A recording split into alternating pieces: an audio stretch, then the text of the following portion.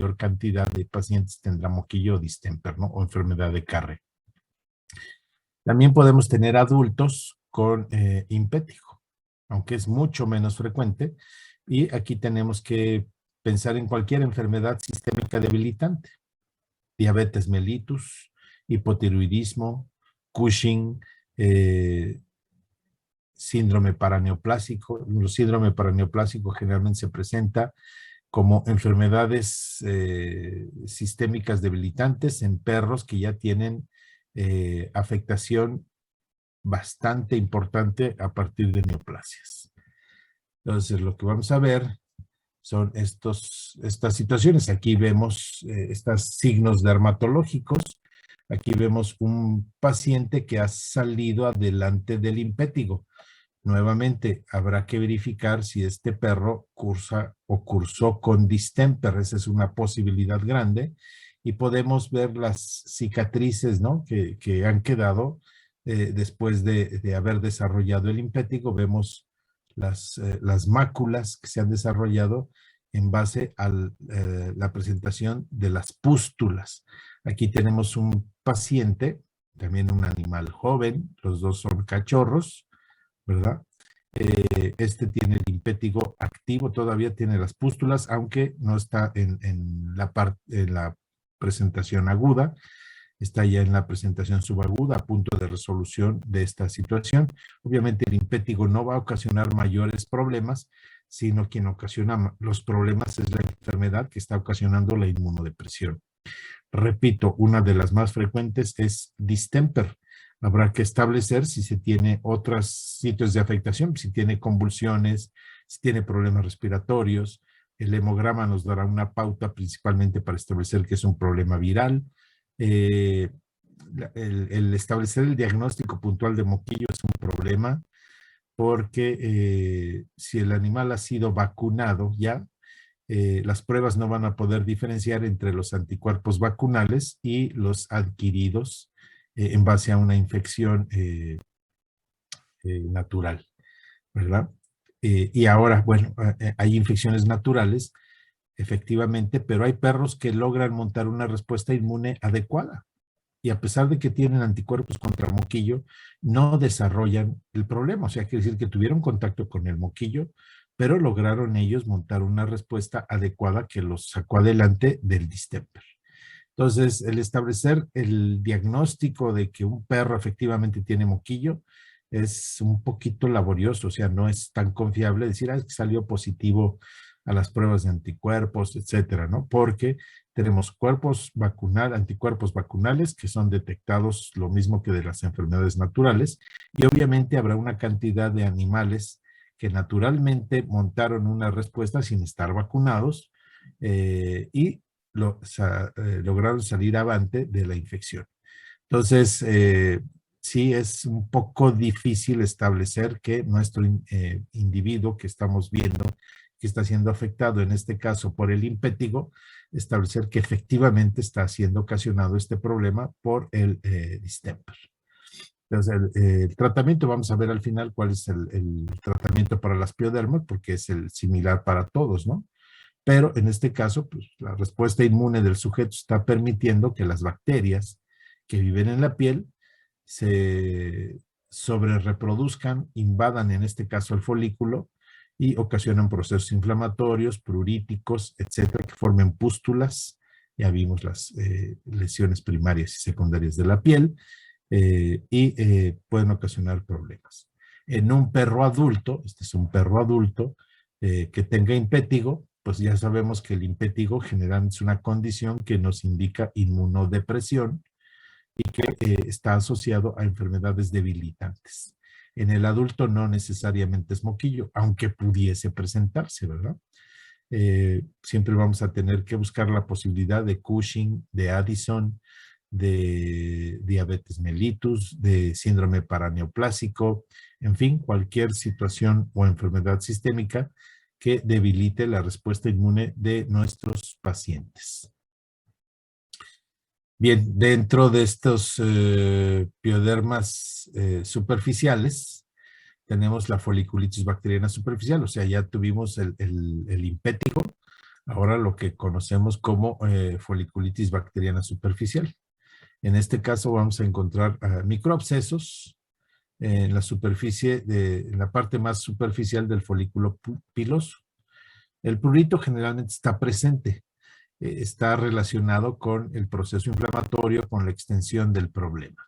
A mayor proceso inflamatorio, a mayor cantidad de área afectada, el prurito será mayor.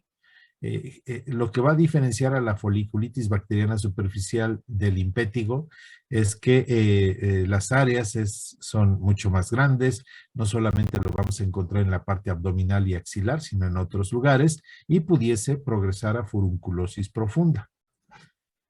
Cualquier agente bacteriano es factible, pero ya mencionamos cuando iniciamos la situación de piodermas, mencionamos que el Staphylococcus, en este caso intermedios, es el más frecuentemente aislado, el agente más frecuentemente aislado. Eso hay que tomarlo en cuenta porque podemos hacer tratamientos empíricos, ¿sí? Tomando esta posibilidad como cierta. O sea, vamos a utilizar la terapia antimicrobiana empírica. ¿Qué quiere decir empírica? Sin que tengamos un aislamiento, sin que podamos establecer puntualmente por laboratorio cuál es el agente, porque además la consideración es similar a la que platicamos en problemas gastrointestinales.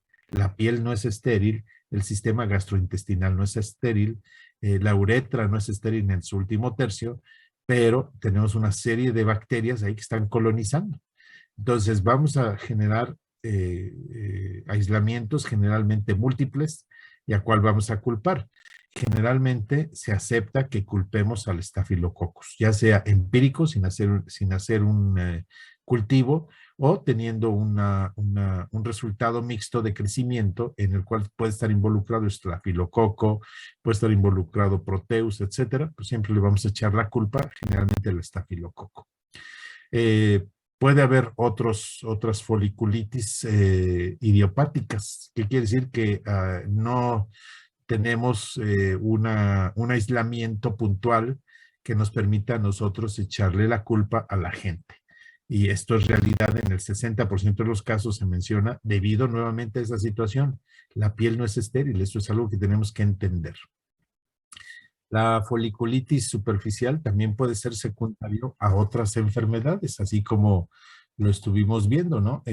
Las situaciones por ácaros, que inicia la lesión en el Demodex, en el Sarcoptes, y estos alteran la economía de la piel, favoreciendo la invasión de bacterias. Las propias bacterias que viven en la piel adquieren una patogenia que normalmente no tenían, ¿no? Entonces, esto lo vamos a encontrar en una gran cantidad de individuos. Entonces, siempre que tengamos foliculitis superficiales en estos individuos, habrá que buscar, por ejemplo, si el paciente tiene otra dermatopatía como alergias, sarnas, seborrea, Cushing o hipotiroidismo. Hay razas que tienen predisposición a desarrollar alteraciones bacterianas, algo similar a lo que sucedía con el Demodex. Eh, en foliculitis superficiales, en pioderma superficial que afecta al folículo, tenemos sobrerepresentación del gran danés, del Doberman, del Dachshund. El pastor alemán es una de las razas más populares que tiene este tipo de condición, que incluso puede hacerse generalizado el problema, no solamente localizado. El cobrador de labrador es muy frecuente que tenga pioderma superficial. Entonces son situaciones que vienen en la herencia, ¿no? Hay familias de perros que tienen este problema de foliculitis superficial. Entonces aquí estamos viendo, repito, la diferencia es que el impétigo se presenta únicamente en lugares de piel delgada como el abdomen, las axilas, y la foliculitis afecta a otras áreas. Entonces aquí tenemos el mismo paciente y generalmente también son animales jóvenes. La mayor parte de los casos, aquí ya vimos que hay presentación de foliculitis superficial en animales adultos asociada generalmente a problemas de enfermedad sistémica debilitante. Entonces, si este perro tuviese únicamente esta presentación, pues pensaríamos que es impétigo. pero estamos apreciando que tiene problemas en otras partes de la superficie corporal, donde vemos estas pequeñas pústulas, ¿sí? Obviamente si son perros de pelo largo, pues habrá que rasurarlos. Las razas que mencioné son las más afectadas. Sus cruzas, los pastorzoides, los gran danesoides, los labradorzoides, pues también pueden tener esto, dependiendo de la herencia que hayan adquirido de sus progenitores. Entonces, en la mayor parte de los casos, pues las foliculitis son debidas a alteraciones en la respuesta inmune, ya sea hereditaria o ya sea adquirida por enfermedades sistémicas. Entonces, si es por autoinmune, va a ser difícil erradicar el problema. ¿Por qué? Porque es un individuo que no tenemos una respuesta adecuada para estimular esa condición fallida de inmunidad para controlar las bacterias. Entonces, son individuos que, aunque pudiesen responder de manera adecuada ante un tratamiento antimicrobiano, en cuanto lo suspendamos van a recaer. Los perros que tienen foliculitis superficial por enfermedades sistémicas, pues obviamente si controlamos la diabetes, si controlamos el Cushing y el animal está ya recuperando la condición de normalidad y el contexto de una piel sana, pues obviamente la foliculitis se resolverá. Entonces, los casos más difíciles son aquellos donde el problema se debe a una condición de tipo hereditario. ¿Ok? Bien, entonces esos son, ya vimos piodermas de superficie, estrato-córneo, piodermas superficiales, estrato-córneo y parte más superficial de los folículos pilosos y el pioderma profundo que ya va a afectar el estrato córneo, los folículos pilosos y puede llegar incluso a más profundo, incluso a la hipodermis, a la zona donde se encuentra ya los tejidos que mantienen a la dermis, como es la grasa, etcétera. Ejemplos de piodermas profundos, pues es el acné, tanto canino como felino, el pioderma nasal, la foliculitis, en este caso ya no le llamaremos superficial, sino profunda. Cuando coalescen, quiere decir cuando se juntan grandes áreas de foliculitis, le vamos a llamar furunculosis, piodermas interdigitales y piodermas de los callos. Todos estos son ejemplos de piodermas profundos.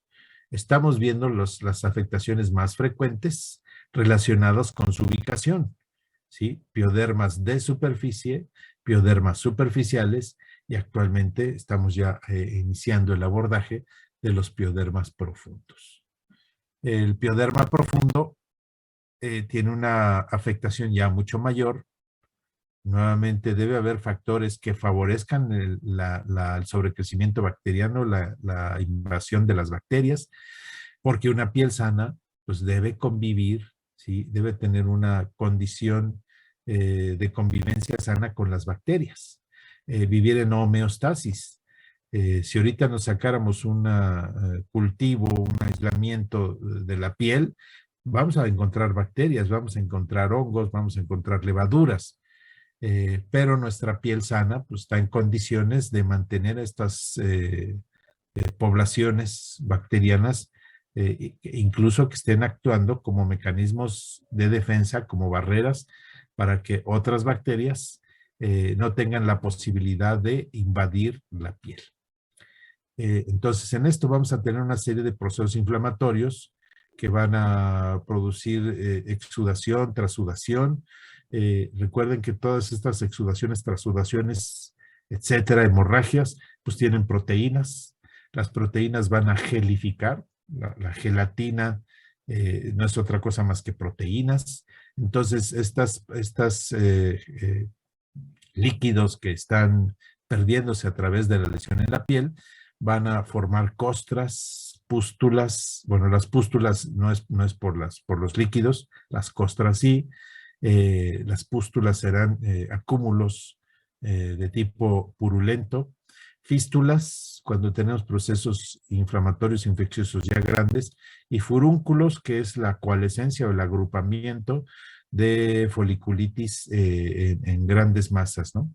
Lo podemos encontrar en toda la economía corporal, especialmente en el pecho de los perros, en la parte lateral de los miembros, en la parte lateral del tronco, tanto en tórax como en abdomen.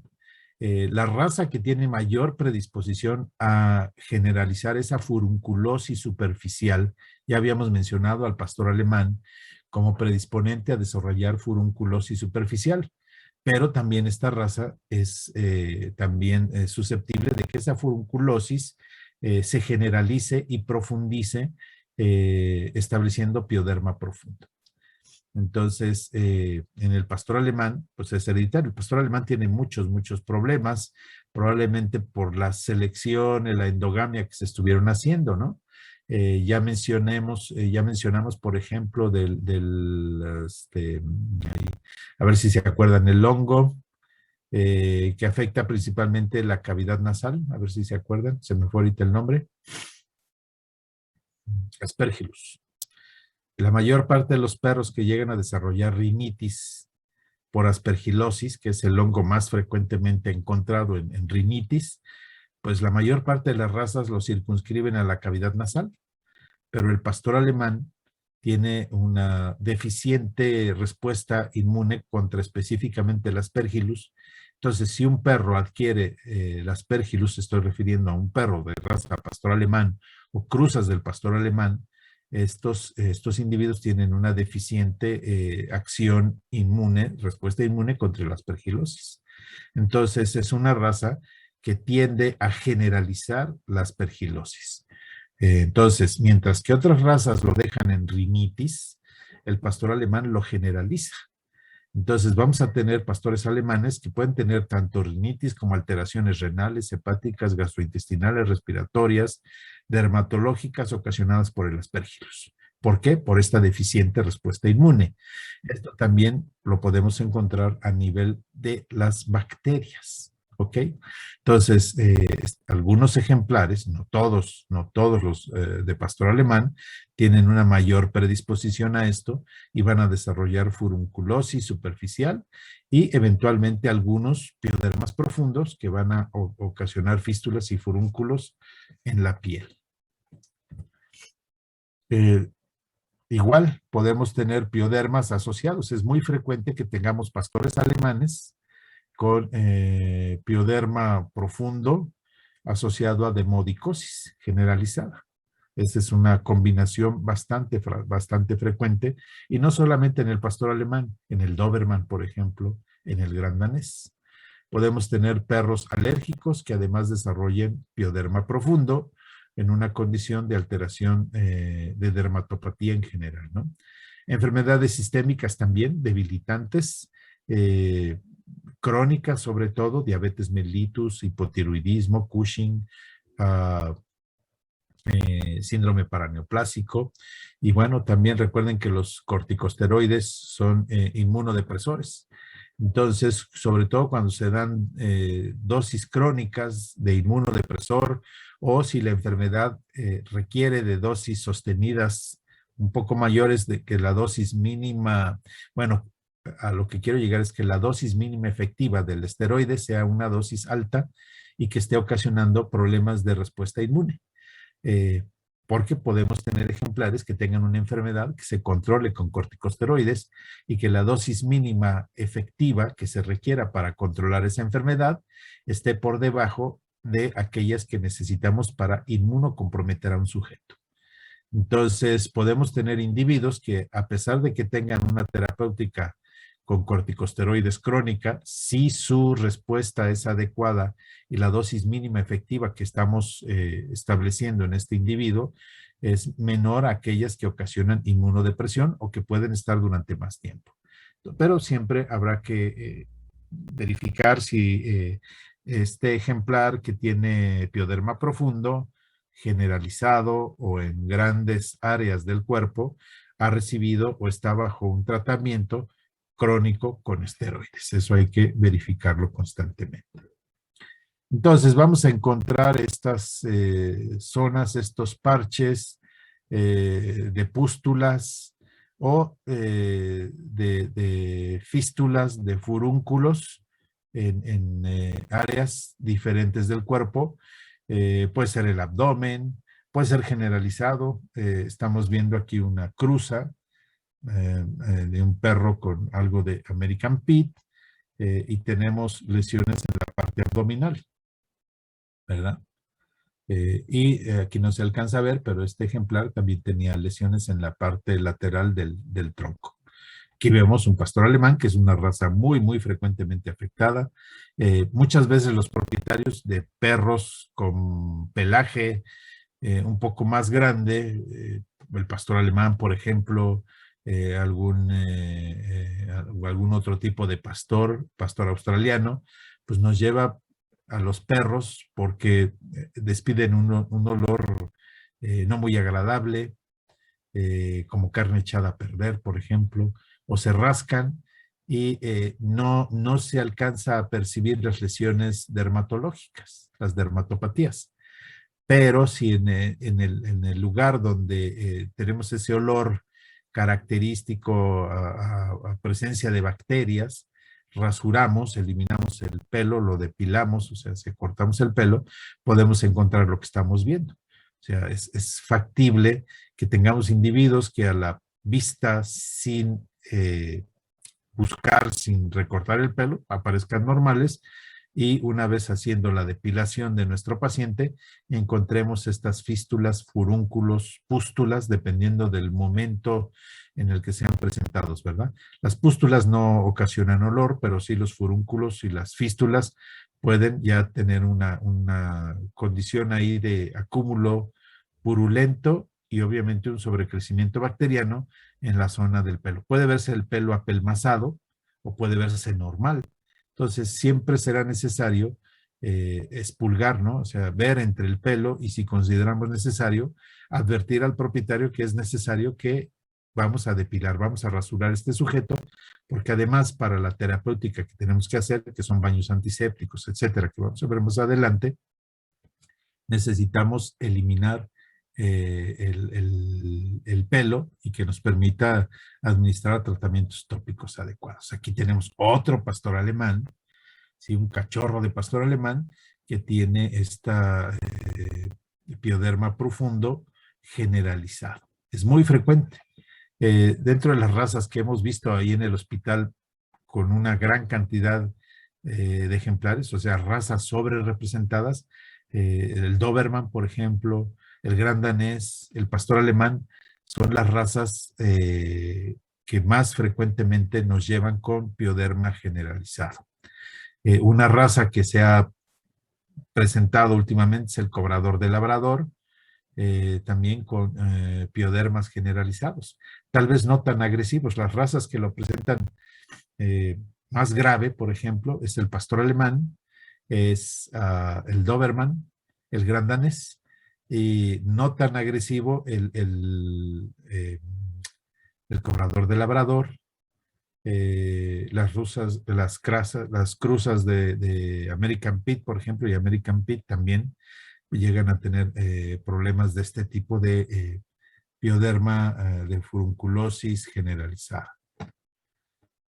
Estos piodermas pueden estar obviamente también en animales de cruza, ¿no? Generalmente si vemos que identifica si es una cruza de Doberman, pues ya sabemos de dónde le viene la herencia, ¿no? Pero en estos casos, en general, los piodermas profundos, pues los vamos a encontrar generalmente a todo lo largo. Podemos encontrar áreas más afectadas que otras. Aquí tenemos otro ejemplar. También San Bernardo lo llevaron ahí a la facultad por el olor que despedía, porque el propietario tocaba al perro y sentía como si hubiera una costra abajo del pelo, y al rasurarlo, pues encontró todas estas zonas de furúnculos, fístulas, etcétera. Recuerden que estamos hablando ya de lesiones que involucran la hipodermis, incluso la parte grasa de la piel. El tratamiento, pues hay que rasurar a nuestros pacientes si es necesario. Los piodermas son, ya habíamos mencionado, mucho más frecuentes en perros que en gatos. De hecho, pues prácticamente no vimos ejemplos. Sí hay piodermas, vamos a ver el acné felino, por ejemplo, pero la masa más importante de pacientes piodermatosos son perros y perras. Generalmente de las razas que mencioné, de las cruzas que mencioné, pero pues también puede haber ejemplares de razas que no he mencionado si tienen alguna enfermedad que favorezca el sobrecrecimiento bacteriano. Entonces, primero, depilar a nuestros pacientes, eso es necesario. Segundo, tratamiento con baños antisépticos. Aquí tendremos, hay muchos shampoos actualmente, hay una gran cantidad de líneas. Ya mencioné que tenemos dermatólogos que incluso han hecho algún convenio con alguna línea de productos dermatológicos o algunos incluso producen sus propios medicamentos. Entonces, por ejemplo, la doctora Heidi Ortiz, que es una de las dermatólogas pues, más reconocidas en México, importa su línea de productos dermatológicos. La doctora Galia Sheinberg, que también hace una dermatología y es muy reconocida como tal, también importa su línea de productos dermatológicos. Y bueno, el encontrarlos en el mercado, pues no solamente en donde ellos trabajan, en donde tienen sus hospitales, sus clínicas, sino también incluso pues, han llegado a distribuir a una situación un poco mayor. Entonces, en el mercado veterinario vamos a encontrar muchos shampoos antisépticos que contienen astringentes como el peróxido de benzoilo, como el ácido tánico. Podemos administrar antimicrobianos sistémicos si consideramos. Vamos a ver ahorita qué terapéutica es la más adecuada.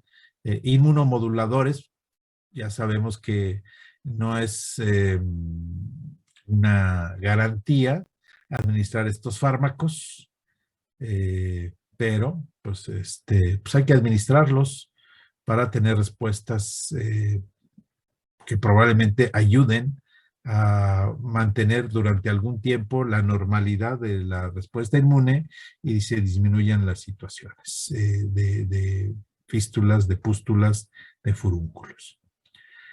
Otro pioderma profundo es el acné. A final de cuentas, el tratamiento es similar. ¿Sí? Esto lo vamos a encontrar, estas pústulas, estas fístulas, muchas veces comedones. Recuerden que el comedón es el acúmulo de grasa en el folículo piloso. Generalmente procede o precede a las pústulas y a las fístulas y lo vamos a encontrar en el mentón, o sea, en los cachetes, en las mejillas, en los labios. Vamos a tener condiciones, puede ser una foliculitis superficial, donde vamos a ver simple y sencillamente lo que conocemos como un barro, ¿verdad? Eso no es un pioderma profundo, pero sí puede ser una condición que afecte parte profunda de la piel. Nuevamente, aquí hay una predisposición individual de los sujetos, tal cual como en humanos. ¿Sí? Hay personas que pues, prácticamente no tienen acné, hay quien lo desarrolla en la pubertad, generalmente también sucede esto en perros y gatos. Los afectados son individuos que están en la pubertad. Hay humanos que mantienen el acné toda la vida, aunque ya hayan pasado esa etapa de crecimiento. Hay perros y gatos también que mantienen el acné toda la vida. Y hay sujetos que profundizan y generalizan en la cara este tipo de situaciones, ocasionando lesiones y cicatrices mucho más graves. Entonces, la misma situación que presentamos en humanos que en perros y gatos, puede haber situaciones pues relativamente pues poco llamativas, ¿no? Es muy frecuente en braquicéfalos como el boxer, los bulldogs de inglés o francés, el pug, el gran danés, los molosos en general, los mastines, mastín napolitano, mastín inglés, fila brasileño, etc. Eh, no sabemos, o sea, sabemos que es una condición muy individual.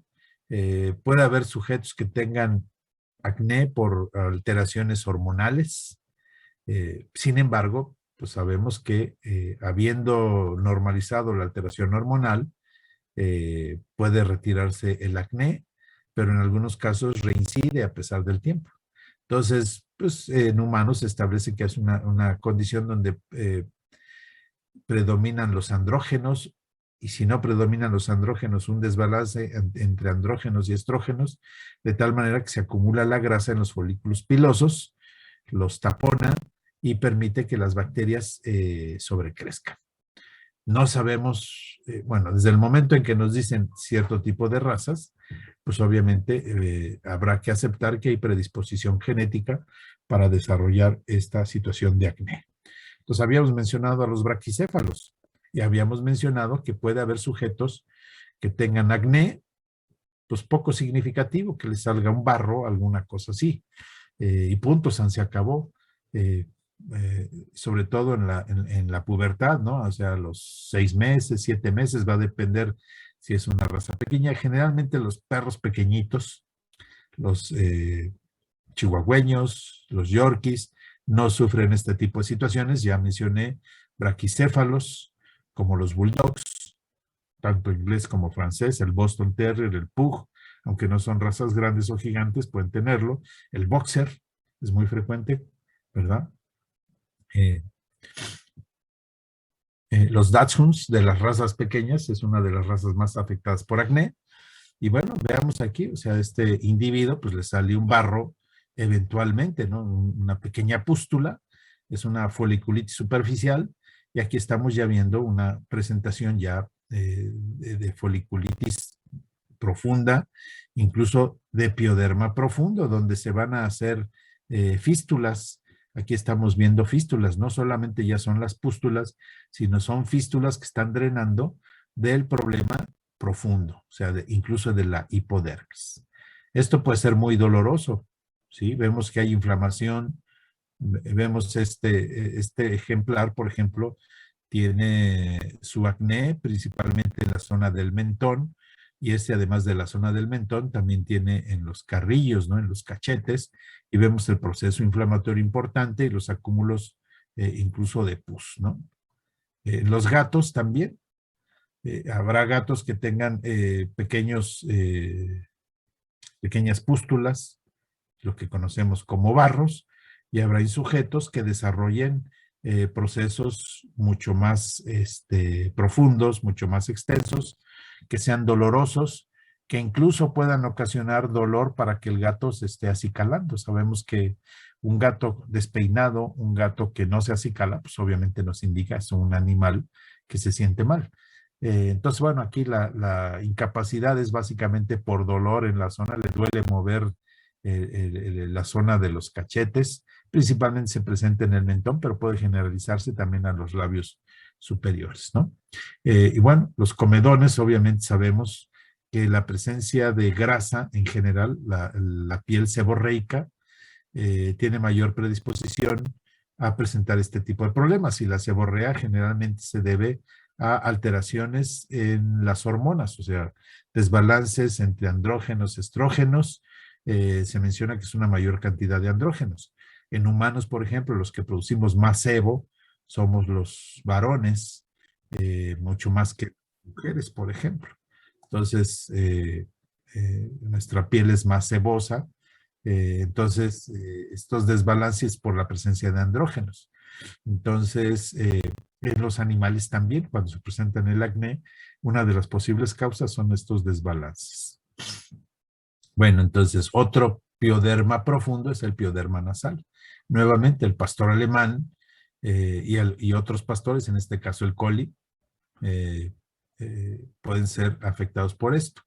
Generalmente se inicia por un traumatismo local. No se tiene bien establecido si es algo que converge, o sea, simple y sencillamente una lesión que altera la economía local de la piel en la zona del puente de la nariz, y que de ahí se desarrolla un proceso infeccioso inflamatorio muy agresivo. La presentación se caracteriza por ser muy rápida, o sea, es hiperaguda la situación, o sea, el perro está bien, generalmente son animales jóvenes, adultos jóvenes, no son cachorros, sino adultos jóvenes, ejemplares de 1 año, 2 años, que estaban bien, y de pronto les vemos una pequeña herida. No se sabe si esa pequeña herida, entre comillas, es una condición propia de la piel que ha empezado esa situación, o efectivamente es una herida y hay una invasión bacteriana, ¿no? El curso generalmente es corto, pero son individuos que reinciden, pero los cuadros son muy, muy, muy agresivos. Entonces vamos a ver inicialmente una gran cantidad de pústulas. Repito, muchas veces vemos una pequeña lesión, pero no sabemos si esa lesión es un evento traumático en la piel, una herida que inoculó alguna bacteria agresiva, como puede ser estafilococo, que es el agente más aislado, ya lo mencioné, o puede ser E. coli, o puede ser algún otro agente. Entonces, o es una condición que la piel está manifestando ya per se. Por una condición propia, ya mencionamos a los pastores, específicamente al pastor alemán, aunque puede haber otras razas. Entonces aquí lo que vamos a ver en el curso corto es una gran cantidad de pústulas que evolucionan a fístulas y furúnculos de manera muy, muy agresiva. Puede presentarse en el puente de la nariz y puede involucrar hacia las comisuras de los ojos. Siempre habrá que hacer un diagnóstico diferencial con hongos, ¿verdad? Aquí una de las pautas es pues la presentación. El pioderma es hiperagudo, mientras que la dermatomicosis es crónica, lo mismo que la demodicosis. Obviamente, pues muchas veces los propietarios nos dicen que el perro estaba bien el día anterior. En este problema es factible, pero no hay que creer a pie juntillas en lo que nos dice un propietario. Recuerden que los propietarios pueden sentirse culpables de no haber atendido a este ejemplar. O sea, a lo mejor este perro tiene demodicosis y ya lleva 3 semanas iniciando con una lesión pequeña, una lesión mucho mayor. Entonces, un propietario que se sienta culpable por esto, que le dé pena decir que no atendió a su perro a tiempo, pues va a decir, la verdad no sé, el perro estaba bien el día de ayer y estamos viendo una lesión crónica que por su gravedad, pues nos parece poco probable que sea aguda, pero también hay que tener esa posibilidad, ¿no? En el pioderma nasal ya mencionamos que la presentación puede ser hiperaguda, ¿sí? Entonces, eso hay que tenerlo en mente, pero también hay que tener claro que puede haber propietarios que nos estén diciendo que el perro estaba bien ayer y que así está hoy, ¿no? Ese es factible si es pioderma nasal. Puede ser un cuadro muy similar a pemphigus, a lupus. Obviamente también son enfermedades de tipo crónico que van a iniciar de manera insidiosa, esto es de poco a poco, presentarán esta signología hasta presentar ejemplares con estas alteraciones. Bien, tratamientos, jabones antisépticos, por ejemplo, eh, el jabón que utilizamos para cirugía es muy efectivo. Eh, mucho mejor la clorexidina que la iodopovidona. ¿Por qué la clorexidina? Porque tiene menos efectos tóxicos que la iodopovidona y además tiene un efecto residual antimicrobiano mucho más efectivo que el iodopovidona. Entonces el iodopovidona es bueno, pero es muy irritante y es más tóxico y no tiene un efecto residual antimicrobiano como la clorexidina. Los antimicrobianos, vamos a ver ahorita más adelante, características de la terapia, generalmente es empírica, y podemos tener, si hacemos un aislamiento, pues aislamiento de varias bacterias. Nuevamente, la piel no es estéril, ¿sí? Y el aislamiento que hagamos no necesariamente estamos encontrando un agente que esté ocasionando el problema. Entonces, aquí es mucho de criterio médico el establecer y una terapéutica, darle tiempo para que ésta haga efecto y si no funciona, cambiarla por otro agente antimicrobiano en características como lo vamos a ver. En este caso del pioderma nasal, pioderma profundo nasal, es probable que el animal esté muy molesto, que le duela muchísimo. Entonces es probable que requiera analgésicos, cualquier AINE o cualquier, la gabapentina, por ejemplo, que está en boga actualmente, o incluso sedarlos si es que el animal está muy, muy molesto se está tocando constantemente, o si no queremos sedarlo, pues hay que ponerle un collar isabelino para evitar que el animal produzca una lesión mucho mayor en su interacción con sus patas para ocasionar problemas. Bien, los callos, recuerden que hay razas, nuevamente los molosos, razas grandes o gigantes, que hacen callos. Los callos es una respuesta, un mecanismo de defensa de la piel ante situaciones de traumatismo constante. ¿Cuándo sucede esto? Por ejemplo, en los codos, en las rodillas, en la parte lateral de los tarsos, de los carpos. ¿Por qué? Porque ahí hay una constante maceración, golpeteo, de la piel y que queda atrapada entre el hueso, superficie rígida, contra el piso, que es una superficie rígida. Entonces, la constancia son problemas que se van a presentar en cuanto el animal desarrolle callos. O sea, es normal desarrollar callos. Todos desarrollamos callos en lugares de traumatismo constante. No de los callos que ustedes pueden tocarse ahorita, por ejemplo, es cuando al escribir, ¿verdad? Ahí tienen un callo en los dedos donde apoyan el lápiz o la pluma, ahí tienen un callo. ¿Por qué se hace el callo? Porque es un mecanismo de defensa de la piel para no lesionarse y establecer una condición que pueda soportar el constante traumatismo que se está llevando a cabo. Entonces lo vamos a encontrar, ya mencioné, en los codos, en las rodillas, en la parte lateral de los tarsos principalmente y en ocasiones en los carpos. Entonces, ¿qué es lo que va a suceder? Pues nuevamente vamos a tener sujetos que tienen predisposición por situaciones de inmunodepresión que puede ser hereditaria, puede ser individuos que tengan problemas de enfermedad sistémica de cualquier índole, desde pancreatitis crónica, desde atrofia pancreática, diabetes mellitus, Cushing. Hay sujetos que no tienen enfermedades sistémicas debilitantes, pero tienen una respuesta inmune inadecuada.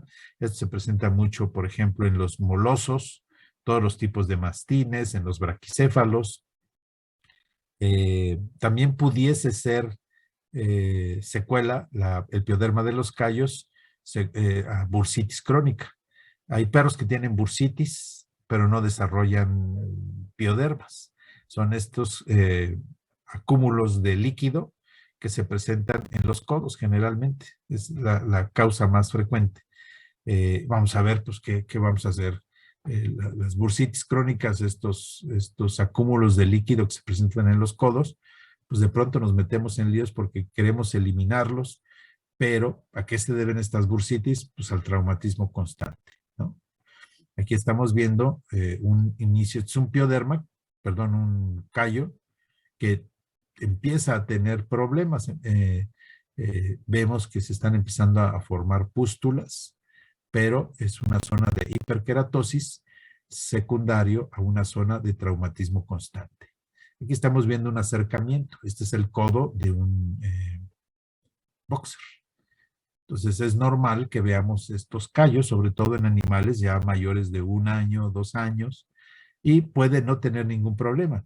Pero cuando vemos que está enrojecido y empieza a haber secreciones que en un inicio pueden ser cerosas, posteriormente pueden ser purulentas, incluso puede haber fisuras, o sea, heridas en esta zona. Bueno, ya nos está hablando de pioderma de los callos. El animal, repito, puede estar aparentemente sano o puede tener una condición debilitante, un síndrome de mala digestión, mala absorción. Por ejemplo, les digo que yo tengo un fila brasileiro que tiene problemas de enfermedad inflamatoria crónica intestinal. Entonces, cuando se me sale de control y empieza a tener diarrea, diarrea, diarrea y se viene abajo en su condición corporal, sus callos también desarrollan pioderma. Pero yo sé que en cuanto controle el problema intestinal que tiene, el pioderma también va a ceder. ¿Por qué? Pues porque va a tener nutrientes para poder responder en una condición de inmunidad y que lleguen estos macrófagos. Pero generalmente el pioderma de los callos es una lata. Vamos a tener que estar constantemente dando tratamientos antisépticos, administrando tratamientos antisépticos, administrando antimicrobianos, pero vamos a tener buenos momentos, pero la mayor parte del tiempo vamos a tener presencia de un proceso infeccioso en estos callos. Aquí estamos viendo un pioderma de los callos.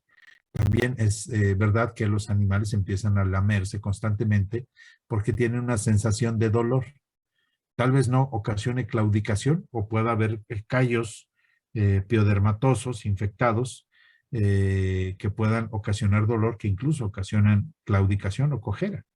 Pero generalmente vemos interacción del perro que al lamerse ocasiona todavía mayor daño y favorece el crecimiento bacteriano. Bien, la bursitis, recuerden que esto lo presentamos generalmente en perros de talla grande o gigante, y son los acúmulos de líquido que se presentan en los codos. Esto no indica que esté piodermatoso, simple y sencillamente nos indica que tiene bursitis. La bursitis no la vamos a poder eliminar. Vamos a tardar más tiempo en tratar de quitar el líquido en que se vuelva a formar. Y que no se nos ocurra someter a cirugía a estos sujetos, porque va a ser muy difícil cambiar las características del perro de la manera de echarse. Generalmente estas bursitis, que pueden evolucionar, no todas, pero pueden evolucionar a callos de los codos que lleguen a desarrollar pioderma, es una condición secundaria de que el perro se deja caer y va a golpear la piel del codo entre el hueso y el piso rígido. Entonces, lo que tenemos que hacer es ponerle camas blandas, ¿no? Hay que cambiar la cama del perro, convencerlo de que se eche en esa cama blanda, lo cual va a ser muy difícil, sobre todo en la época de calor, que a los perros les gusta echarse en el piso para refrigerarse. Entonces se han diseñado una suerte de chalecos, ¿no? De arneses para pues salvaguardar esas áreas, sobre todo que están formando las bursas. Ya una vez que tenemos el pioderma, si se ha desarrollado el pioderma, pues realmente estos aparatos, estos chalecos, no funcionan gran cosa, ¿no? Entonces, el pioderma del callo es un problema crónico, tiende a reincidir y, repito, si se nos ocurre someterlos a cirugía, va a ser un verdadero lío, porque vamos a quitar la piel de una zona que recibe traumatismo constante. Y el perro no le va a decir, ya te quitamos el callo, no te dejes caer y no lesiones el codo. Lo va a seguir haciendo. Y donde tenía el callo antes que desarrolló la infección, ahora vamos a tener una herida abierta crónicamente que se va a convertir en una úlcera. Entonces es una muy mala idea hacer intervenciones quirúrgicas. En el hospital hubo una temporadita que les dio a los de cirugía general hacer plastías de estas zonas y se metieron en líos espantosos. Donde las heridas se abren constantemente porque el perro se va a seguir echando. No va a haber manera de darle tiempo a esas áreas a cicatrizar y a formar otro callo que ya no tenga pioderma. Entonces, más vale, de acuerdo a la experiencia que tengo, pues más vale ir sobrellevando ese pioderma de los callos que ocurrírselos hacer cirugías en este tipo de situaciones. Bueno, piodermas interdigitales, una pododermatitis bacteriana, también es una pioderma profundo. Puede ser secundaria a la presencia de cuerpos extraños. Esto es hierbas enterradas, ¿no? Semillas, vidrios, etc. Y habrá que hacer el diagnóstico diferencial entre demodicosis, ¿verdad? La presencia de ácaros de otro tipo, garrapatas, ancilostomiasis, neoplasias, alergias, hongos, perros que por aburrimiento, por estrés, empiecen a lamerse las patas, humedezcan la piel y ocasionen problemas graves. Nuevamente, ¿cuál es el agente más frecuentemente aislado? Estafilococcus, ¿sí? Es suficientemente grave, pero es mucho más grave y es lo más frecuente, por eso es que no es generalmente curable en los piodermas, y esto se debe sobre todo a que son condiciones de tipo hereditario, sin olvidar que tenemos enfermedades debilitantes sistémicas y que si las resolvemos vamos a resolver el pioderma interdigital. Pero pues obviamente otras bacterias pueden participar de esta situación y son nuevamente bacterias que ya vimos que son habitantes normales de la piel, como el Proteus, como las Pseudomonas. Nuevamente vamos a tener pústulas que van a evolucionar a fístulas o a furúnculos, ¿no? El exudado es variable, va a ser purulento o purulento con hemorragias, ¿sí? El dolor y la comezón serán relacionados con la gravedad, la profundidad y la extensión del problema en las patas, ¿ok? Entonces podemos tener individuos que tengan cuadros no tan severos, donde vemos pústulas de manera constante. Entonces, ¿qué quiere decir? Que estos sujetos tienen una deficiente respuesta inmune, pero no tan grave como para poder permitir que el pioderma eh, superficial se convierta en un pioderma profundo. Habrá que verificar, ¿no? Otras cosas. A lo mejor este perro vive en un entorno donde lavan con algún compuesto, con algún desinfectante que ocasiona irritación. Eso hay que verlo antes de establecer el diagnóstico de pioderma superficial interdigital, ¿verdad? Eh, Podemos tener ejemplares ya más graves que tengan este tipo de lesiones. Siempre con este tipo de lesiones hay que pensar en la posibilidad de cuerpos extraños, que haya un pedazo de madera, un pedazo de vegetal ahí incrustado. Es un problema, ¿por qué? Porque si tomamos placas radiográficas, las sustancias orgánicas que están como cuerpos extraños, a menos que sean metal, a menos que sea vidrio o alguna otra cosa, no se van a ver radiográficamente. Siempre habrá que explorar la posibilidad, ¿no? De cuerpos extraños. Pero en este caso estamos viendo un paciente que tiene ya un pioderma interdigital un poquito más severo que este, ¿sí? Entonces, generalmente lo vamos a ver inicialmente en los dedos y conforme se vaya generalizando, también lo vamos a encontrar en los dígitos, ya en la zona, en el espacio interdigital y posteriormente en los dedos. A diferencia de las micosis que afectan a las patas de los perros, las uñas generalmente no se ven deformes. La deformidad de las uñas caracteriza generalmente a problemas con hongos, porque el hongo está en la parte germinal de la uña y entonces la uña ya se deforma desde su etapa germinal. En este caso, el pioderma pues no llega a afectar esa zona generalmente, ¿no? Puede haber piodermas tan agresivos que puedan hacerlo y en ese momento, si ya el pioderma llegó a la parte germinal de la uña, pues entonces sí tendríamos uñas deformes, ¿no? Entonces vemos que esto puede irse haciendo cada vez más grave y esto más bien parece una pododermatitis por Demodex, por ejemplo, pero también pudiese ser visualmente un lamido acral. ¿Qué es el lamido acral? Pues perros que están constantemente lamiéndose porque están ansiosos, porque tienen estrés, porque están aburridos. Entonces, la signología, las lesiones pueden ser compartidas. Entonces, habrá que establecer el procedimiento diagnóstico más adecuado, el abordaje, para ir descartando cada una de estas situaciones, ¿verdad? Obviamente, generalmente, el lamido no desarrolla fístulas, a menos que por estarse lamiendo el perro haya dañado la capa córnea y haya habido invasión bacteriana, ¿no? Entonces, eso hay que tenerlo presente. El diagnóstico en general puede ser un poco difícil de lograr, pero si tenemos la paciencia suficiente y un propietario cooperativo que no se desespere rápidamente, podemos llevar a cabo el diagnóstico. El problema es ese, que muchas veces los propietarios quisieran que no nos tardásemos en restablecer la condición de nuestro paciente, pero por ejemplo, un lamido por estrés va a ser difícil. Si alguno de ustedes se muerde las uñas, estoy seguro que sus papás y amigos y medio mundo les ha dicho que no se muerdan las uñas y constantemente los están dando lata de que no se muerdan las uñas, que no sé qué, que para acá, para allá. A lo mejor de niños les pusieron chile, les pusieron cosas ahí que para que no se mordieran las uñas, y entonces, pues ¿qué sigue? Pues ya tienen veintitantos años o X y se siguen mordiendo las uñas.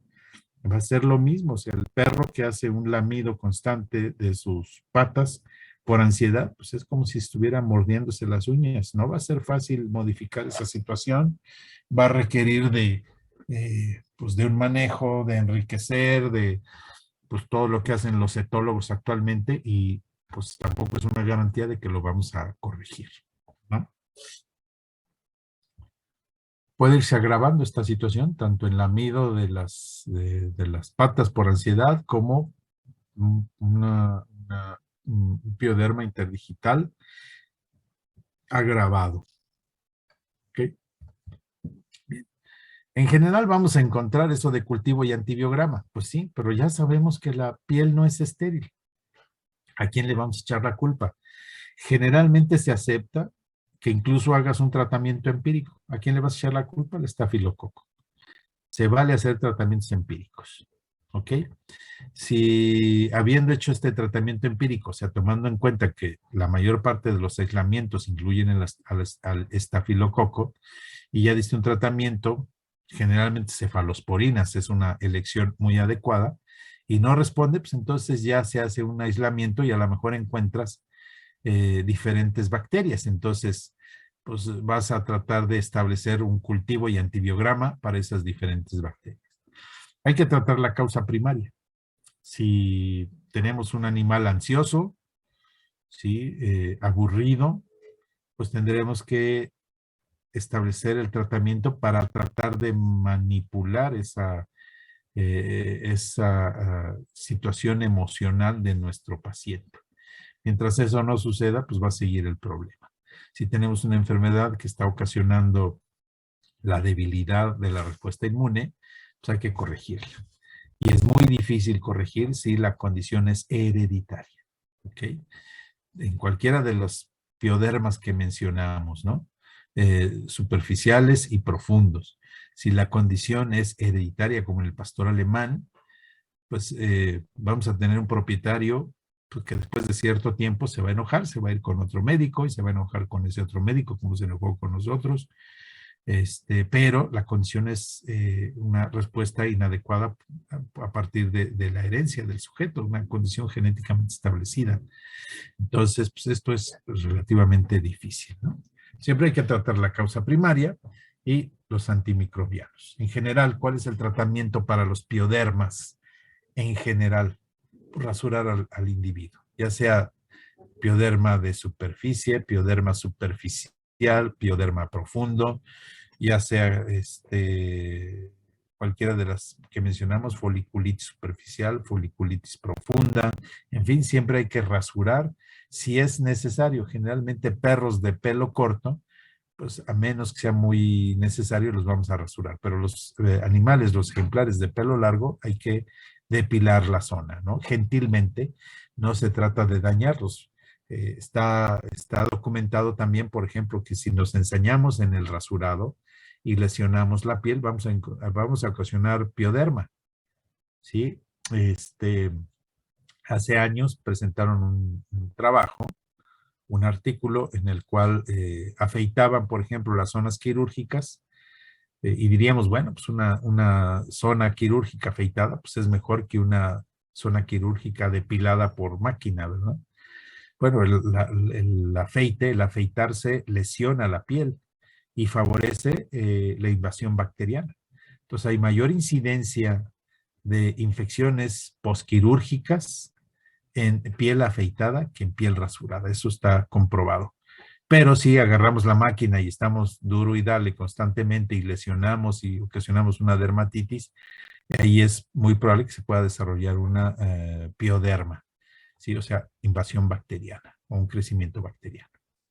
Entonces vamos a rasurar gentilmente. Hay que lavar con soluciones antisépticas. Generalmente tienen clorexidina o tienen yodo. Soluciones astringentes como el peróxido de benzoilo, que es muy frecuente. Incluso viene en nuestros shampoos, ¿verdad?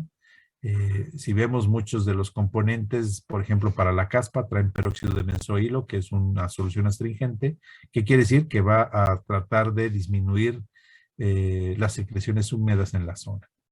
Eh, para nosotros será necesario establecer un criterio médico si necesitamos esteroides como antiinflamatorio, recordando que no es adecuado administrar terapias con glucocorticoides si consideramos que la base de la enfermedad es una inmunodepresión. ¿Por qué? Porque los glucocorticoides favorecen estas situaciones de inmunodepresión.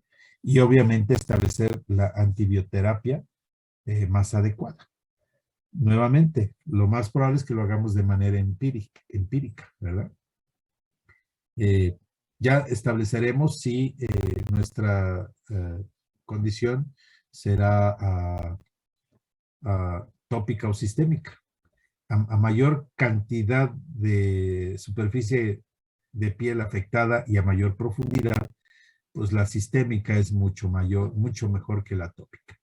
Pero, por ejemplo, en situaciones de acné, ¿sí? Podemos administrar algunas soluciones antisépticas, algunos ungüentos antisépticos, tratando de evitar que el animal retire en el corto plazo lo que estamos administrando, que también es uno de los grandes problemas que tenemos, ¿no? Al administrar tratamientos tópicos, porque duran muy poco tiempo, por la interacción, al sentir el animal que tiene algo en la piel, pues va a intentar eliminarlo, y entonces esto trae como consecuencia pues, que la contacto terapéutica sea mínimo y a veces no hay una respuesta adecuada. Entonces, en general, resolvemos administrar tratamientos sistémicos, pero, repito, si damos el cuidado primario, por ejemplo, collares isabelinos, etcétera, podemos administrar tratamientos tópicos. Y bueno, tratar la causa primaria siempre. O sea, ya sea que si es de los pliegues, ya vimos los diferentes pliegues, ya vimos si es una condición por ansiedad, ya vimos si es una condición por traumatismo. Entonces, un callo no se va a resolver a partir de un tratamiento con antimicrobianos. El callo es una respuesta de defensa de la piel ante eventos traumáticos crónicos, ¿no? Entonces vemos que hay pues ya formulaciones, ¿no? O sea, muchos de estos productos los vamos a encontrar en lugares veterinarios. O sea, no es factible que lo encontremos, por ejemplo, en Soriana, o no vamos a encontrar estos productos porque hay unas situaciones. Hay farmacias para humanos ahí en estos centros comerciales, pero no hay hasta este momento farmacias veterinarias. A alguno que se le prenda el foco, ¿verdad? De tener ya una farmacia veterinaria, pues probablemente será un buen negocio, ¿no? Ahí en el Superama, bueno, ya no hay Superama, ¿cómo se llaman ahora? Walmart, quién sabe qué, Express. Que pongan ahí una farmacia veterinaria, pues será un hit. ¿Por qué? Porque, pues, ¿cuántas farmacias veterinarias hay? Hay, no sé, como 4 o 5 en la Ciudad de México, y casi todos tenemos que ir a buscar farmacias veterinarias para surtir las recetas, ¿no? Ahora que nos piden que los veterinarios receten productos de línea veterinaria, y muchas en algunas farmacias, ya si es de línea veterinaria, pues ya dicen, no, esto es veterinario, aquí no se lo podemos surtir. Y sabemos que por norma, nuestras recetas tienen que ir productos veterinarios. Entonces, estamos infringiendo la ley o la norma, pero sí nos hace acreedores a sanciones administrativas el hecho de que si algún individuo de los que están ahí revisando se le ocurre que, pues, que quiere tener un poquito de dinero ese día, pues a lo mejor llega a querer extorsionarnos con una receta que hayamos expedido con productos de línea humana. Entonces esto lo vamos a encontrar en veterinarias, no en anaquel de supermercados, no en farmacias de uso humano, sí en farmacias veterinarias, sí en centros comerciales como Petcos y ese tipo de cosas, ¿no? Pues ahí podemos encontrar una gran cantidad de productos que tengan, por ejemplo, clorexidina, ese es el shampoo antiséptico, ¿no? La clorexidina, que es el detergente que utilizamos para prepararnos quirúrgicamente, el cirujano, y preparar quirúrgicamente a nuestros pacientes. ¿Ok? Estos compuestos tienen muchas veces productos antimicóticos, también para tratar levaduras en la piel de los perros, tienen peróxido de benzoilo, ¿sí? ¿Sí? Como podemos ver. Entonces, hay una gran cantidad de productos veterinarios. En este caso, nuevamente, rasuramos. Vamos, es necesario dejar la espuma unos 20 o 30 minutos en contacto con la piel. O sea, bañarlo, ponerle el champú y enjuagarlo a los 2 minutos de nada sirve. Así vamos a tener que invertir tiempo, ya sea si nosotros hacemos los baños medicinales en la clínica o en el hospital o consultorio, o si el propietario es el que va a hacer los baños medicinales. Hay que darle la instrucción de, como muchos de estos animales tienen costras, tienen pus, se tienen que poner guantes, ¿sí? Cubrebocas, anteojos, gogles, como le llamamos, ¿verdad? Para protegerse de estos productos medicados. Entonces, primero vamos a hacer un lavado con un shampoo antiséptico, si es que no lo trae, y posteriormente con un shampoo medicado puntualmente, ¿no?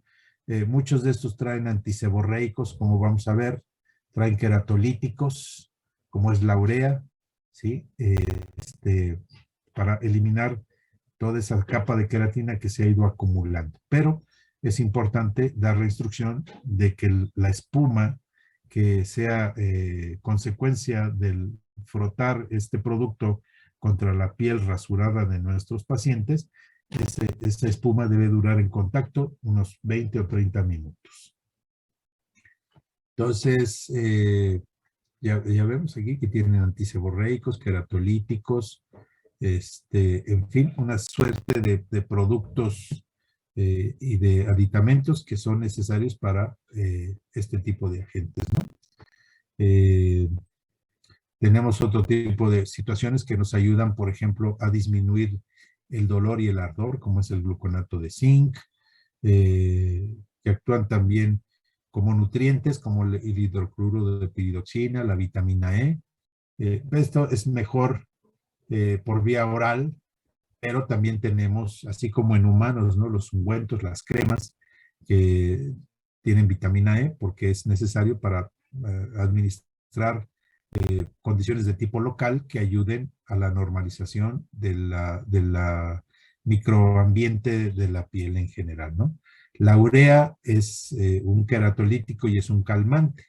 Ahí vemos, ¿no? De pronto películas cómicas o comedias, ¿no? Donde le pican tiene uno un contacto ahí con un animal ponzoñoso y pues te recomiendan que te orines en el lugar donde tienes ahí la situación. La urea es en la piel, mientras no sea constantemente, o sea, ya vimos, por ejemplo, que los bebés que le dejan, o los ancianos que los dejan orinados, etcétera, al rato tienen situaciones de irritación de la piel por esta acción queratolítica tan importante. Entonces, la urea actualmente está en muchos compuestos, por ejemplo, en el cuidado de los pies.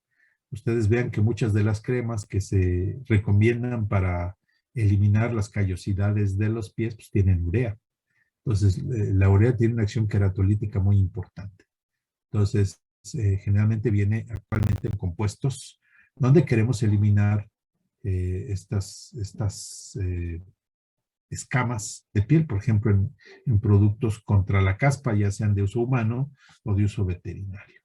Los aceites también actúan y los vamos a encontrar constantemente, ¿no? Encontramos ahí que el jabón con aceite de oliva, por ejemplo, ¿no? El famoso Palmolive que tiene 50,000 años. Los aceites vegetales generalmente se adicionan para darle tersura a la piel, para establecer condiciones antiinflamatorias.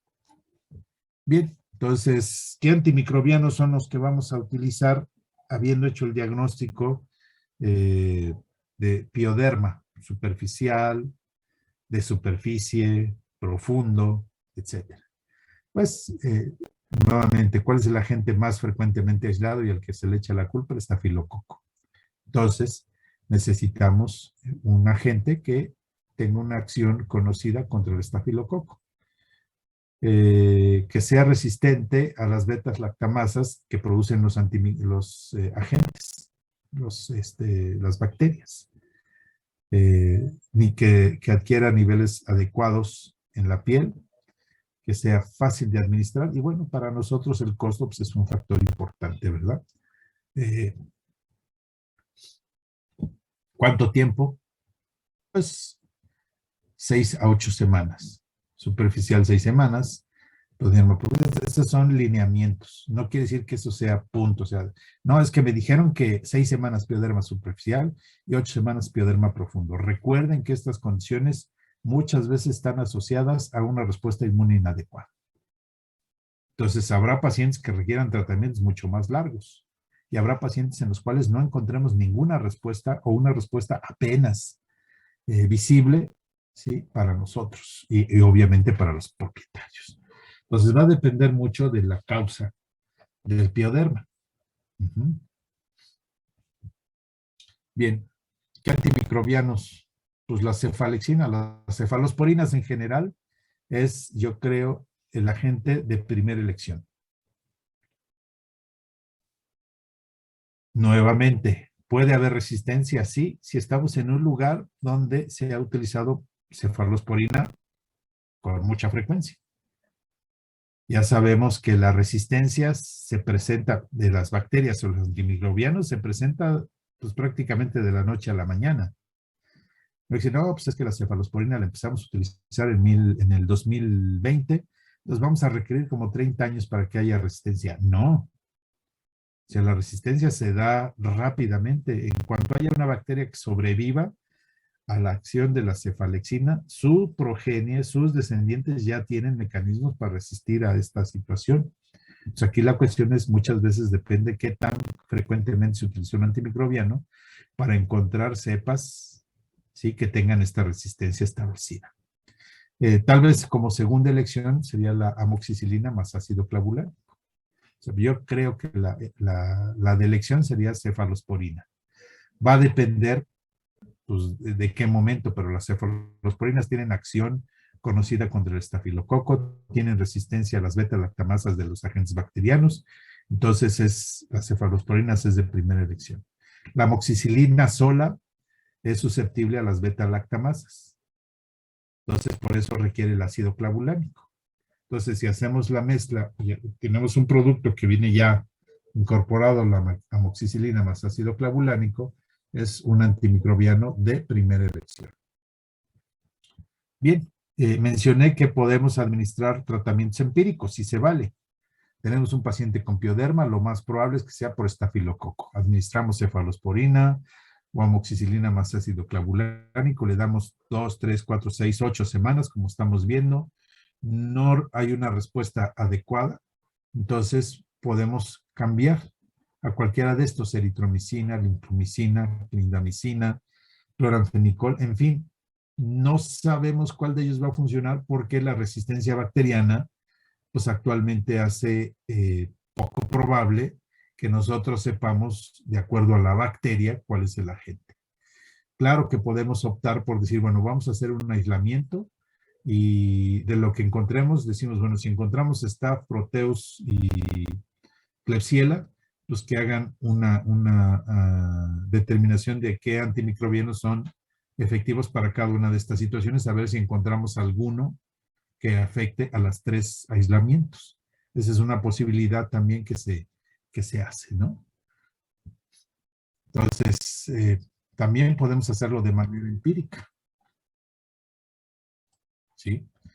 Si tenemos o si sospechamos de una mixta, por ejemplo, o tenemos un aislamiento mixto, es probable que nos indiquen que sea susceptible los 3 agentes o los 4 agentes a la enrofloxacina, a la micacina, a la gentamicina. Claro que hay que tener cuidado porque ya estamos utilizando agentes mucho más agresivos.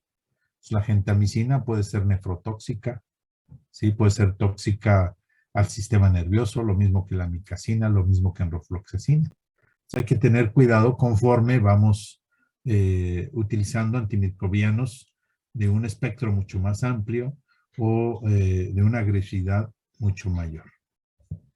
¿Qué antimicrobianos no debemos utilizar? Pues todos aquellos que sean susceptibles de resistencia bacteriana y que sepamos que ya hay mucha resistencia bacteriana porque los hemos utilizado durante mucho tiempo, como son las penicilinas en general, ampicilina, amoxicilina, streptomicina, sulfas no micronizadas, por ejemplo, tetraciclinas, en fin.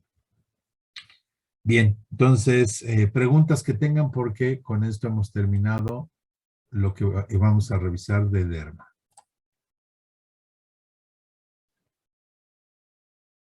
No, doctor, ninguna de momento. ¿Todo en orden? Bueno, entonces, pues recuerden, ya tienen la liga para el lunes que tenemos examen de dermatología. ¿Ok?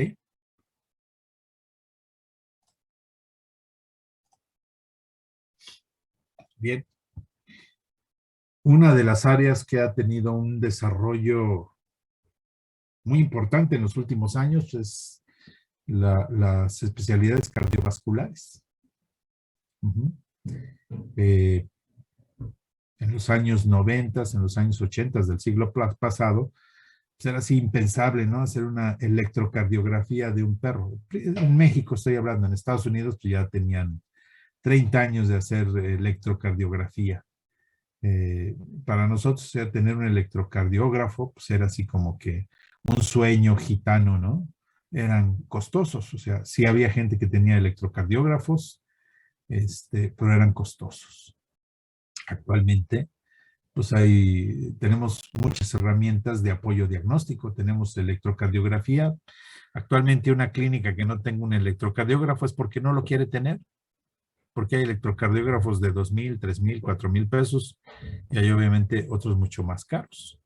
Actualmente tenemos el apoyo del ultrasonido para hacer ecocardiografías.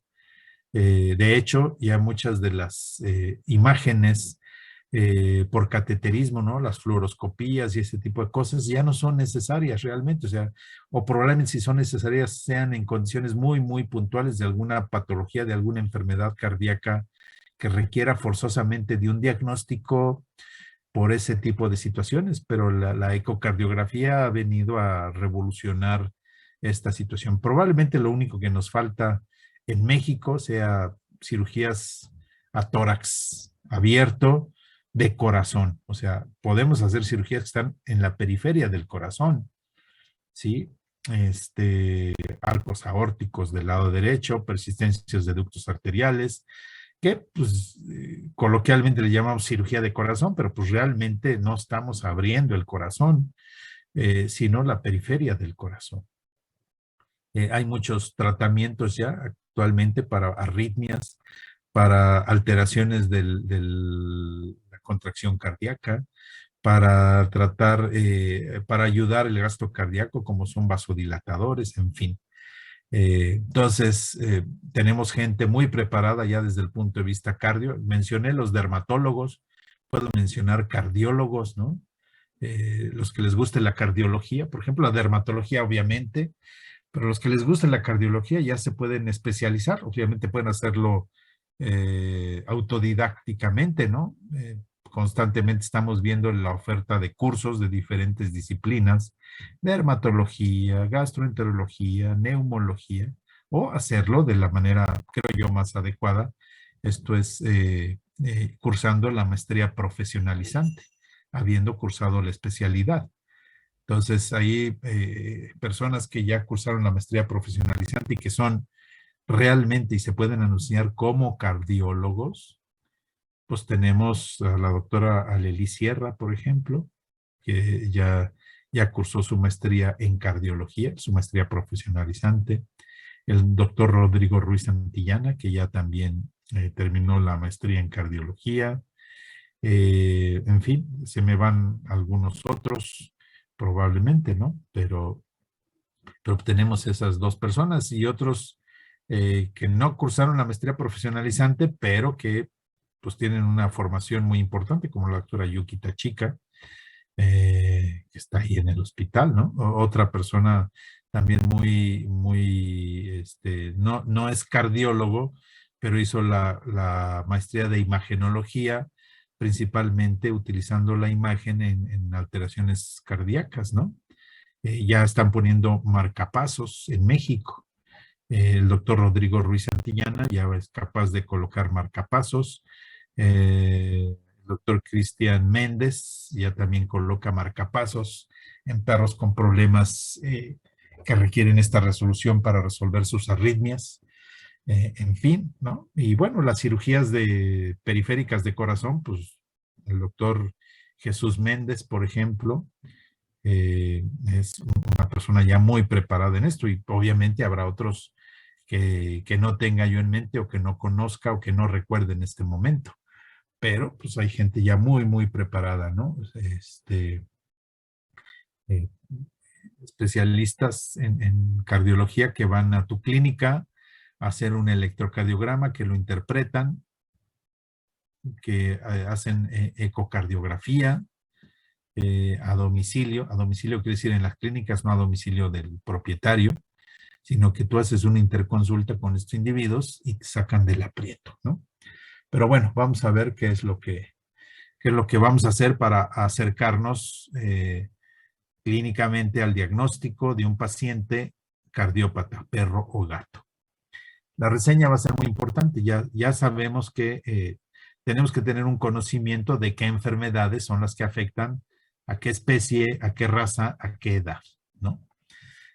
Vamos a ir abordando esto poco a poco, pero es muy importante que entendamos eso. Ya les dije la frasecita, los ojos no ven lo que la mente no sabe. Entonces, pues obviamente si yo les dijera, por ejemplo, esto es pregunta para ustedes, ¿qué enfermedad es la que caracteriza, por ejemplo, los braquicéfalos de moda, al bulldog francés y bulldog inglés, desde el punto de vista cardíaco?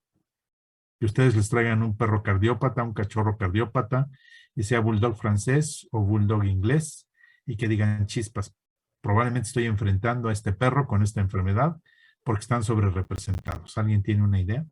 ¿Qué enfermedad cardíaca se encuentra sobre representada en bulldog francés o bulldog inglés?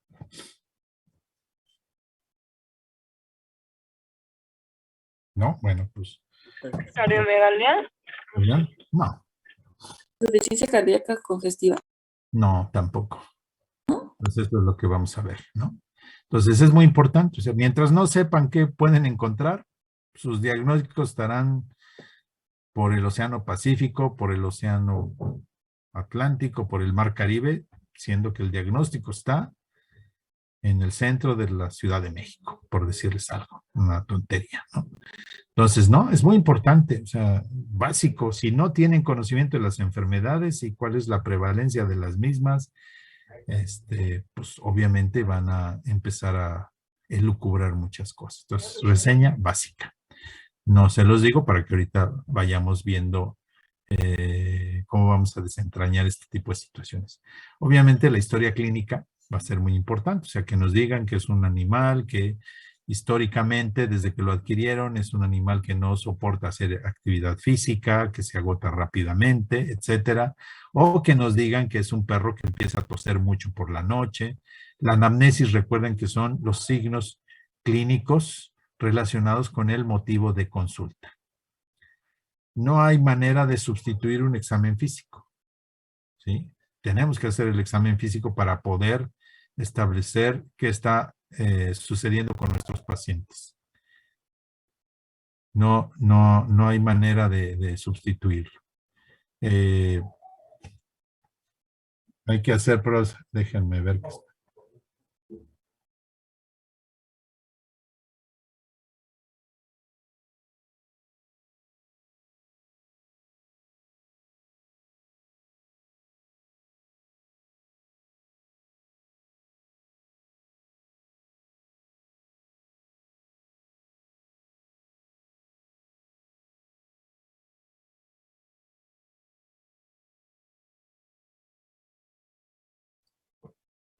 Bueno, estaba haciendo ruidos raros aquí un individuo.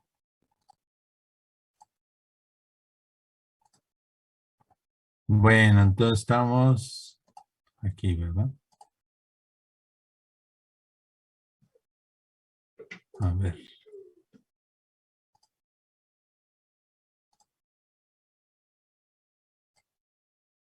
Oh, ¿qué pasa?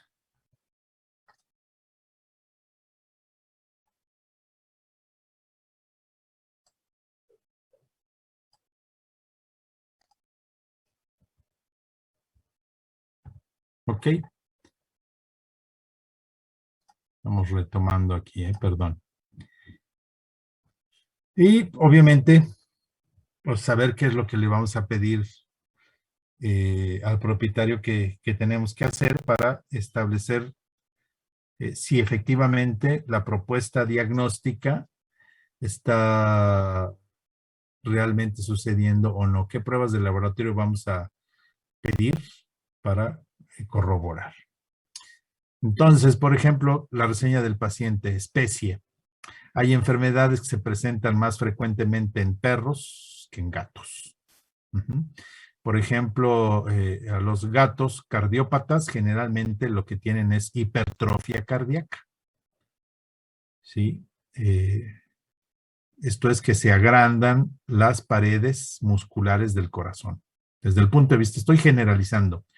Obviamente que el diagnóstico no se puede basar únicamente en la reseña, pero es un punto de partida muy importante.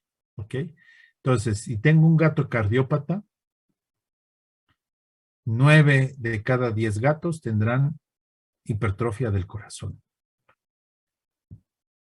Si es un perro, generalmente tienen dilatación cardíaca, a diferencia de los gatos. Sí, hay perros obviamente que tienen hipertrofia cardíaca y hay gatos que tienen dilatación cardíaca.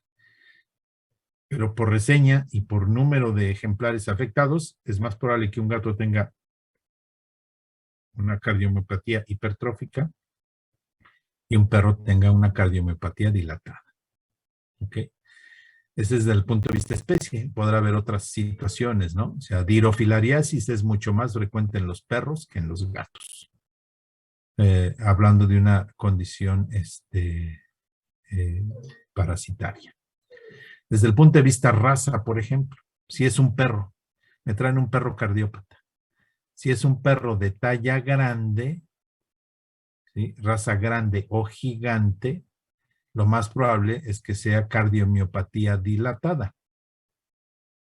Si el perro cardiópata es de talla pequeña, por ejemplo, un poodle, un pomerania, lo más probable es que tenga una valvulopatía. ¿Ok? Por la edad, si el ejemplar cardiópata es un cachorro, lo más probable es que tenga una enfermedad genéticamente establecida, como puede ser arco aórtico del lado derecho, como puede ser presencia del ducto arterioso, como puede ser una valvulopatía hereditaria.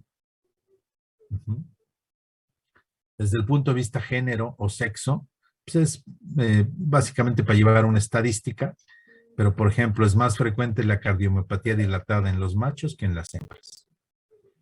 El medio ambiente también, o sea, si el perro ha viajado, ha estado de vacaciones, ha estado de visita en alguna zona costera tropical, pues tendré que pensar en dirofilariasis, por ejemplo, ¿sí?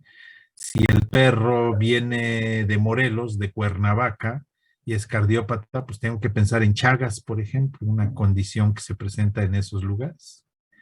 Entonces, la reseña de nuestro paciente es muy importante como punto de partida para proponer diagnósticos diferenciales, establecer cuáles son las condiciones probables de afectación en estos individuos. Entonces, aquí tengo un moloso, un mastín, es cardiópata. Ya mencioné, bueno, todavía no lo toco, pero si tiene signos, si el propietario me indica algunas características de comportamiento del sujeto, que se canse rápido, que sea intolerante a la actividad física, pues ya dijimos cardiomiopatía dilatada, ¿sí? Si es un gato, cardiomiopatía hipertrófica. Eso es desde el punto de vista reseña de nuestro paciente, ¿sí? Los bulldogs, bueno, pues es muy probable que tengan una valvulopatía pulmonar, por ejemplo. Esa es una posibilidad grande. También pueden tener valvulopatías de la aorta, pero pues no tienen, me dijeron que cardiomiopatía dilatada o cardiomiopatía, ¿qué? Insuficiencia cardíaca o congestiva. Bueno, esos son signos de alteración cardíaca. Pero si lo estoy pensando como reseña de un bulldog francés, de un bulldog inglés, cardiópata, híjole, pues es muy probable que tenga una valvulopatía en la pulmonar o en la aórtica, en las semilunares de la aorta. Y de ahí voy a partir. Claro que puede tener otras situaciones, pero están sobre representados en este tipo de condiciones, ¿no? Por ejemplo, si tengo un pudulzoide, pues es muy probable que tenga un ducto arterioso persistente, por ejemplo, como enfermedad cardíaca, ¿verdad? No es tanto el corazón, es en la periferia del corazón, pero me trae signología que me puede remitir al corazón. Un terranova, un cachorro de terranova. Bueno, es un cachorro, es poco probable que tenga una enfermedad, por ejemplo, como dirofilariasis. Actualmente sabemos que los terranovas, que los berneses de la montaña tienen alteraciones genéticamente establecidas en la válvula tricúspide o en la mitral. Entonces, debo tener ese conocimiento para poder buscar, ¿sí? Y establecer qué tipo de pruebas de diagnóstico tengo que utilizar en ellos, ¿no? En machos, cardiomiopatía dilatada, por ejemplo, ya lo mencioné, que las hembras, en las hembras persistencia del conducto arterioso es mucho más frecuente en las hembras que en los machos. Aquí estamos viendo pues es un ejemplar canino de un perro de talla grande o gigante, que si es cardiópata, lo más probable es que sea cardiomiopatía dilatada. Hay que tomar en cuenta, bueno, si viene de Cuernavaca, pues a lo mejor no tiene cardiomiopatía dilatada, pero sí tiene enfermedad de Chagas. O si viene de Veracruz, para lo mejor tiene dirofilariasis, ¿verdad? Aquí tenemos una hembra que tiene persistencia del conducto arterioso. Es más frecuente este problema en las hembras que en los machos. Por la edad, pues también podemos tener valvulopatías adquiridas, enfermedad degenerativa valvular, que ya mencioné cuando estuve hablando de perros, ¿no? Dije, a ver, perro de talla grande, si es cardiópata, lo más probable es que sea cardiomiopatía dilatada. Perro de talla pequeña, lo más probable es que sea una valvulopatía, enfermedad degenerativa valvular, ¿sí? Entonces, aunque sean adquiridas estas condiciones, pues obviamente pues debe haber algo de genética, o sea, un factor de riesgo, como le llamamos, ¿no? Factor de riesgo nos indica pues que tenemos características hereditarias en nuestra genética que nos hace susceptibles. Entonces, las valvulopatías adquiridas son mucho más frecuentes en perros de talla pequeña que en perros de talla grande o gigante. Pues qué razas como poodle, chihuahueño, cocker, todos esos tienen valvulopatías adquiridas, ¿no? Así como vimos esta valvulopatía hereditaria en perros de talla grande como el Terranova, como mencioné el Bernés de la Montaña, como el San Bernardo, etcétera. ¿Qué nos va a decir un propietario de un perro cardiópata? Independientemente de la causa que esté ocasionando esa alteración cardíaca. Bueno, son animales que se caracterizan por intolerancia a la actividad física. Algunos de ellos la van a mostrar, si es un problema hereditario, de manera precoz. Otros no. Por ejemplo, un bulldog que tenga valvulopatía pulmonar o valvulopatía aórtica, de las válvulas aórticas, es probable que en la juventud, o sea, mientras sean cachorros, no demuestren esta signología de intolerancia a la actividad física, pero sí la demuestran cuando llegan ya a la actividad adulta, ¿ok? O habrá perros que tengan enfermedades adquiridas, como por ejemplo cobrador dorado. Pues, ¿qué tipo de cardiomiopatía puede tener? Pues una cardiomiopatía dilatada, y vemos que es un animal añoso y es un animal que ya tiene edad, ¿no? Entonces, es improbable que un animal que tiene una enfermedad hereditaria del corazón, sobreviva más allá de 4 años. Pues generalmente los cardiópatas viejos de más de 5 años tienen problemas adquiridos, ¿no? La tos, ¿por qué? Pues por edema pulmonar cardiogénico. Ese edema pulmonar cardiogénico se hace más eficiente, más evidente en la noche, ya sean animales jóvenes o animales adultos. Entonces son perros o gatos que como sienten dificultad respiratoria, pues se paran a caminar por esa dificultad respiratoria que están teniendo y pues aparentemente su actividad nocturna es mayor. Simple y sencillamente lo que tienen es que como se echan, tienen edema hipostático de los pulmones. Si es que están desarrollando, más adelante veremos qué caracteriza insuficiencia cardíaca del lado derecho, del lado izquierdo, ¿verdad? Para que nosotros podamos interpretar qué es lo que está sucediendo. Síncopes. Un síncope es una falta de oxigenación en el cerebro, generalmente ocasionada por un mal funcionamiento cardíaco. Generalmente es del lado izquierdo, los síncopes. Distensión abdominal, 2 derrames, generalmente nos indican insuficiencia cardíaca del lado derecho, serían insuficiencia cardíaca congestiva, ¿no? Generalmente caracteriza al lado derecho. Entonces, todos estos signos son signos que nos pueden remitir en determinado momento al corazón. Bien, si es un animal joven, si es un cachorro, pues tendríamos que preguntarle al propietario si tiene información sobre hermanos de camada. Estas enfermedades hereditarias muchas veces son compartidas con hermanos de camada. ¿Por qué? Pues, ¿por qué de camada? Pues porque puede ser papá diferente y la mamá una, ¿verdad? A lo mejor otro papá, otro perro, pues de otra camada. Entonces es muy importante establecer, si es que tenemos, si no, pues bueno, pues la mayor parte de las ocasiones no tenemos información de hermanos de camada, ¿no? También es necesario, y así estamos hablando de un animal adulto, grande o incluso jóvenes, si hay signos de enfermedad hepática o renal. Recuerden que el riñón trabaja en base al gasto cardíaco. Si el corazón no funciona bien, el riñón tampoco funciona bien. Entonces, podemos tener perros que primero manifiesten enfermedad renal y en ese momento que estamos nosotros explorando la enfermedad renal, pues descubrimos que quien está fallando es la bomba cardíaca y no está estableciendo la presión arterial suficiente para llevar a cabo una filtración adecuada. Los síncopes, ¿sí? O sea, los desmayos. Muchas veces los propietarios dicen que tienen su perro, es que me traigo a mi perro porque tiene ataques. Pues sí, ¿por qué? Porque la gente coloquialmente pues, sabe que a los perros les dan ataques. Pero yo creo que si platicamos con alguien, decimos, es que a los perros les dan ataques cardíacos, por ejemplo, les dan infartos cardíacos, nos dicen, a los perros no les pasa eso. O si un perro se desmaya por insuficiencia cardíaca, eso no sucede, se les dan ataques. Bueno, la mayor parte de los propietarios nos van a llevar a un perro que tiene síncope, o sea que se desmaya, pensando que son ataques y ellos van a pedir servicio veterinario, médico veterinario, y van a manifestar que su perro tiene ataques, cosa que no es, son síncopes. Así como propietarios que nos dicen que su perro tiene vómito, pero que lo que realmente es regurgitación, a nosotros nos toca establecer la diferencia entre una y otra situación.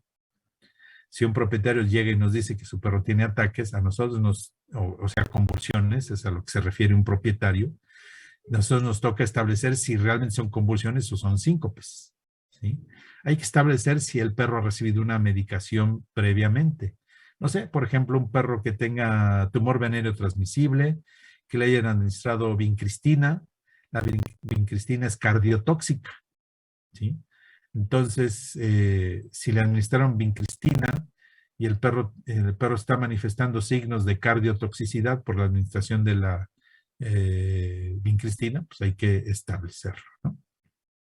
Entonces, en ninguna disciplina podemos omitir el establecer una muy buena anamnesis, una muy buena historia clínica de nuestros pacientes, ¿no? Un perro que, repito, haya vivido o vaya los fines de semana o haya estado en Cuernavaca, por ejemplo, en el estado de Morelos, pues tiene mucho riesgo de tener chagas.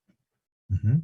Un perro que haya ido de visita, o sea, ha ido una semana o 3 días a Cancún, a Veracruz, a Campeche, pues puede tener dirofilariasis en cualquiera de las costas, tanto del Golfo como del Caribe, como del Pacífico. Muchos perros tienen dirofilariasis. Entonces, todo este tipo de información es muy importante hacerla de manera adecuada y siendo incisivos con los propietarios y obviamente estableciendo las diferencias entre las interpretaciones que nos dan ellos, o sea, porque el hecho de que nos diga que traigo a mi perro porque le dan ataques o tiene convulsiones, eso es una interpretación del signo. Y el responsable de hacer una interpretación adecuada es el médico veterinario, no el propietario. O sea, no podemos echarle la culpa a un propietario de que nos diga, oiga, usted es bien tarugo porque ya fui con el otro doctor, usted lo está tratando y le está mandando anticonvulsivos y el otro doctor ya me dijo que son síncopes y que mi perro está enfermo del corazón. Ah, no, no, pues es que usted me dijo que eran ataques. El culpable de que yo no llegara al diagnóstico era usted, es usted. No, nosotros debemos saber que un propietario no tiene la obligación de decirnos el término correcto del signo que él está interpretando. Es más, no debemos basarnos en las interpretaciones del propietario. O sea, siempre que sea una interpretación, o sea, que nos diga que es vómito, que está orinando mucho, que es un ataque, debemos, a ver, descríbame cuál es la situación. O sea, ¿por qué piensa usted eso? Es que a mi perro le duele, ¿verdad? ¿Por qué interpreta que le duele? Es que se persigue la cola, le duele la cola. No, pues el perro está ansioso probablemente. O sea, es un signo de ansiedad, es un signo de aburrimiento. Entonces, hay que ser muy cuidadosos en este tipo de situaciones. ¿Ok? El examen físico es indispensable. No podemos obviar el examen físico, no podemos brincarnos el examen físico. Ya sabemos que tiene que ser completo y sistemático, sobre todo en pacientes de primera vez. ¿Ok? Entonces, ¿qué vamos a buscar en el examen físico? Pues obviamente, pues, las mucosas, por ejemplo, el tiempo llenado capilar. ¿Qué horas son? Ok, pues yo creo que aquí le dejamos. Entonces nos quedamos aquí en las mucosas. Aquí estamos viendo un perro que empieza a tener ascitis, que lo vemos agitado y que tiene tiempo llenado capilar incrementado y mucosas pálidas. Las mucosas pálidas pueden ser por muchas cosas. Puede ser por anemia, puede ser por insuficiencia cardíaca, básica, puede ser por deshidratación. En fin, a nosotros nos toca determinar qué es lo que está sucediendo. Pero aquí estamos viendo signos inespecíficos que entre algunas de esas posibilidades pues, está una cardiopatía. ¿Ok? Bueno, entonces aquí le dejamos porque ya casi llegamos a la hora y ustedes tienen clases. Ya tienen la liga para el lunes, que repito, insisto, estudien para el examen de dermatología. ¿Ok? Que tengan un buen Gracias. fin de semana. Cuídense mucho. Gracias, hasta luego. Gracias, doctor. Nos vemos. Nos vemos.